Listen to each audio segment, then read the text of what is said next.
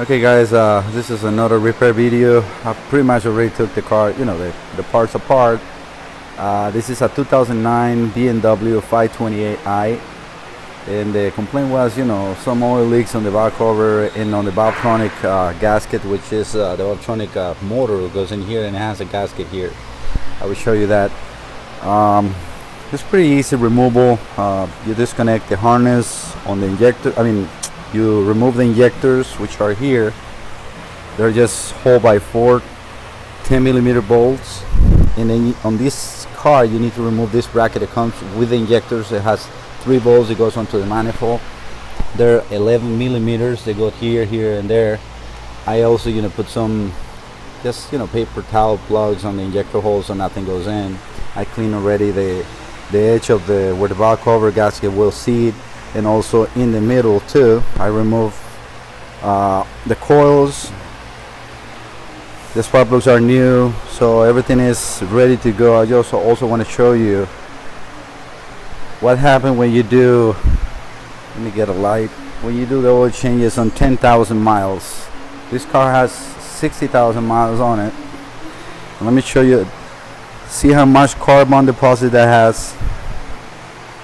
That recommendation from the dealers of doing it 10,000 miles oil change, this is what happens. So I always tell my customers, do it every 5,000 miles. Yes, you might waste this, let's say 1 or 2 oil changes a year, but you're saving your engine. So please guys, advise your customers or yourself, do the oil change every 5,000 miles. It's very important. So again, on the removal, all the bolts on the bar cover gasket are kind of like reverse storage. I think they are. Hold on 1 second. Got it right here. This is E10 socket. 3 of the bolts, you got to be careful because they come out, and on the center of the bar cover they got like a 10mm. The one on the center you have to remove because otherwise it fails. So is in the bar cover gaskets. 2 of the bolts, which I think is this one here and the one next to it, you have to remove because otherwise they will fail out. The rest stays on the bar cover. They kind of have like a metal clip that holds it on the bar cover. Again, you remove the coils, are very easy. You just flip this connector or clip. You flip it up. You remove the electrical connector and all the coils, and at the same time this help you to pull the coil up. It's very easy. I remove the bar cover. It's very easy. All these are for the coils. There's kind of like a cylinder goes in there for no oil to get in the spark plugs, and so I remove the spark plug, the bar cover gasket, and then I remove those. Then when I install the bar cover gasket, and then I put those metal cylinders inside, and then the coils. It's very easy. I also remove the bolts on this is the coolant reservoir, because the bar cover the bar cover tries to heat in here, so by removing that I got enough room. So in this car also I remove this like a plastic bracket that goes in here, and it makes the bar cover just come very nice and easy. You also need to remove, as you can see right there, this is the upper cover on top of the bar cover gaskets. I remove that bar that goes from the strut to the center of the car and to the other strut, and these are just plastic trims that goes on the back to hold the filters for the air conditioning, which is the inlets are here and here. So it's just twist 13mm socket. You twist three bolts that goes on here, here, here, and on that side too as well, here, here, and there. All you do is, even by hand, it's very soft. You twist, twist, twist counterclockwise, and it has 2 I think is let me see the roll point T20s, 2 screws that goes right here, one here and one on the other side, and then you remove the plastics. It's very easy. What I do is then I remove the injectors.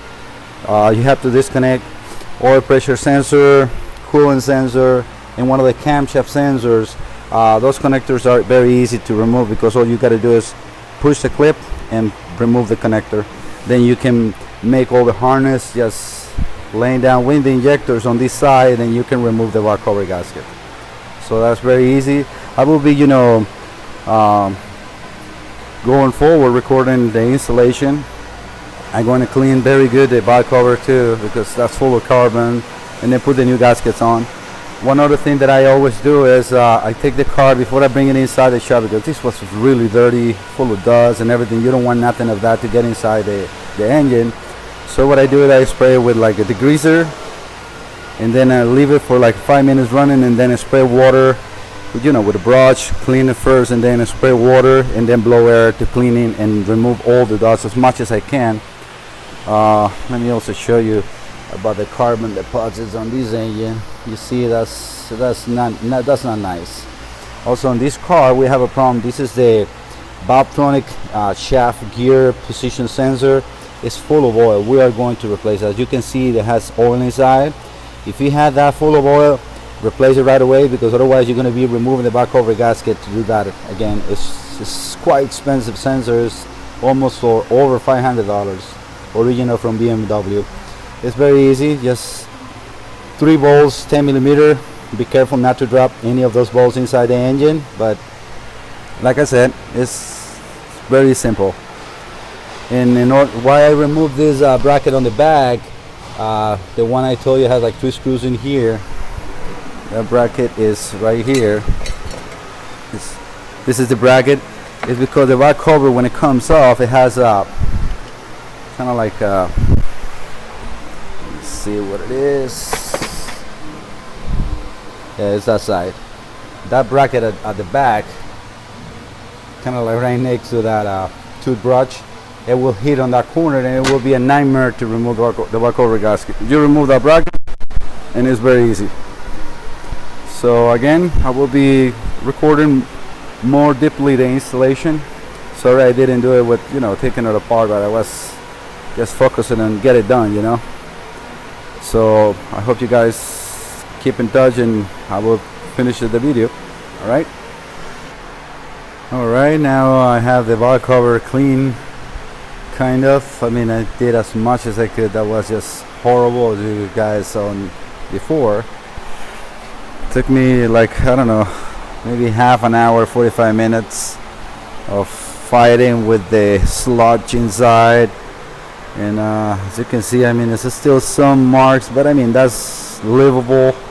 On the inside, I removed as much as I could, clean as much as I could with chemicals and brushes and screwdrivers, and I mean, anything that would have helped me. So I'm right now just waiting on the sensor to come, on the gear shaft sensor for the Valvetronic, so I can install that. I'm going also to remove this seal right here. Very important that when you replace this, you replace this seal. That's where the gear shaft sensor for the Valvetronic goes through. This is the back cover on the other side. It's nice and clean, ready to go. Also very important to replace this gasket. Definitely I'm replacing that. Let me show you. So this is the valve cover gasket and the ones for the spark plugs. As you can see, it's everything original. And then we have the Valvetronic gasket as well, and that's the seal. So we're just waiting on the sensor. I cleaned the edge of the valve cover as well too, very good. And then like I said before, I clean the car before I take apart, so it's easier. Of course, you got to do extra cleaning, like like the sides and so, but as you can see, the engine looks pretty clean after I did that. It took me I don't know, maybe 45 minutes as well, but it's worth it. You work yourself clean, the car looks better when you give it back to your customer. That's the way I work. I like to think that I'm working on my own car, and I like it to be as clean as it was new. So that's the way I do it. So I said again, just waiting on the sensor, and then we keep going. Alright, again, I got the parts back now. I got the old motor oil filter, and I had a sensor for shaft, eccentric shaft position sensor for the Valtronic. And what else I got here? I got 2 gaskets. Probably already ordered. All right. I'm gonna show you how I remove those bolts, being very careful. What I do is, especially with this one that you can go through, right here, the hole, you can see the screw. Let me see if I can focus on that. Okay. What I do is I put the magnet right in the screw. Get the light in there. See if you guys can see that. Okay, right there. And I started spinning with the magnet, so very careful. See, it was just like a quarter of a turn or half a turn, and I had it on the magnet, so that's nice and safe. Now I'm going to remove the ones on the top. Those are, from the top. So what I do is I remove it, put the magnet on the side and grab it. I'm going to install the new one, and keep doing the assembly back. Keep you guys posted. Okay, sensor is out. One nice thing that BMW did is, as you can see, the screws or bolts, they're not going to fall off because they're kind of like a thread into the, like a little plastic bushing that has inside. So that's to prevent, a damage of, a screw falling down into the crankcase or time gears or, the timing chain. So you can put the screws back in there, make sure they're not loose and falling, and then just tie them up. Again, this is the problem. What I'm replacing the sensor, it should be no oil at all in there. The sensor was not leaking externally because this is actually goes through the valve cover, so the oil cannot really get there because it would just spit out and cover the valve cover gasket, but never in there. All right.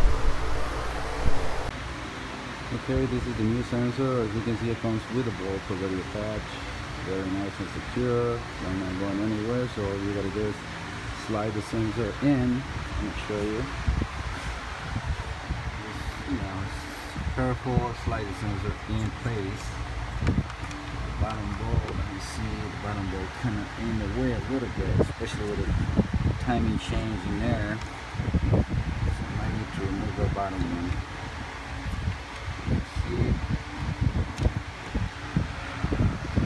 I'm gonna do this with the camera holder, so I'll let you guys in a second and we'll get back.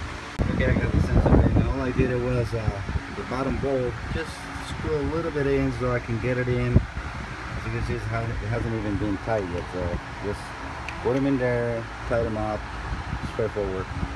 Okay, keep going with the assembling. Okay, I already placed the sensor.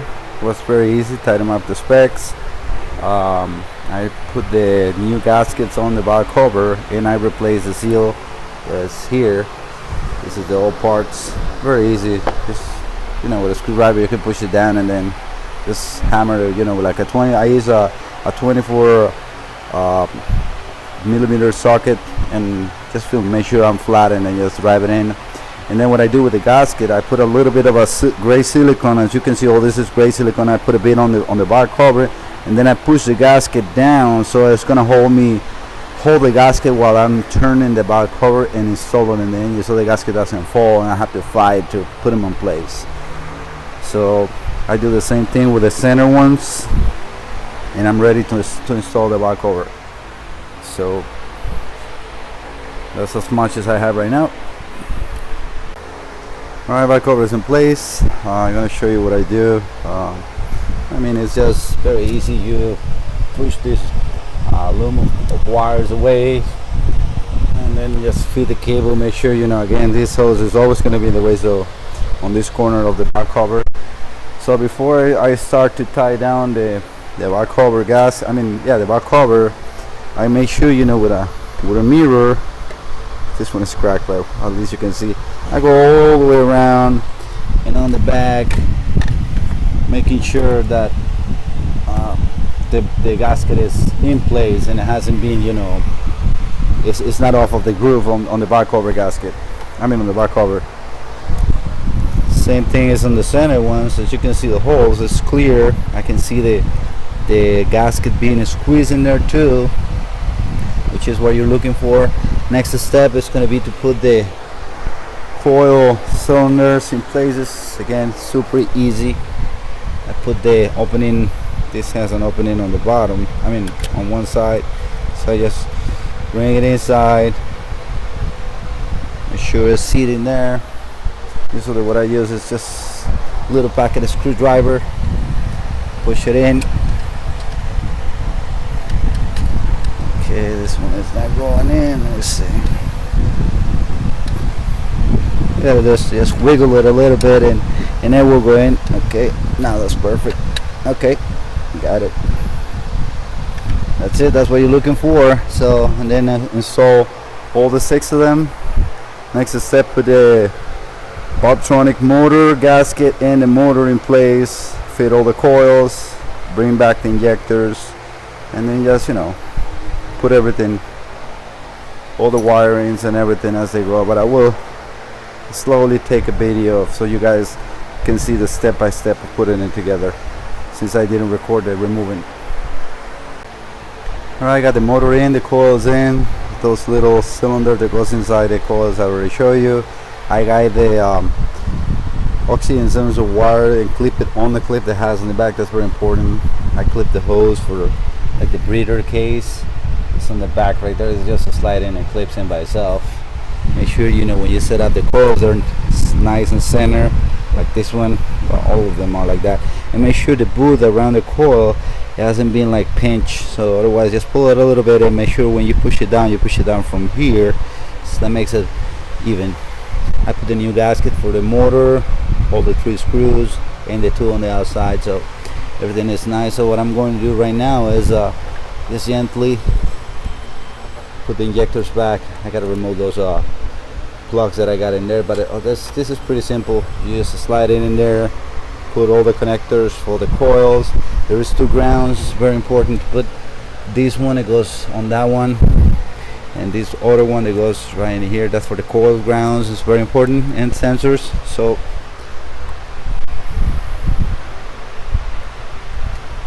I will keep going with the assembly again. Alright, injectors are installed, oxygen sensors wires are routed and connected. So is all the coils and under respective wires in the grounds. This wire loom clip has a clip that sits here, and in here. And then you just route the rest of the aluminum wire that goes over to the computers, which are here. Make sure they're fit correctly here.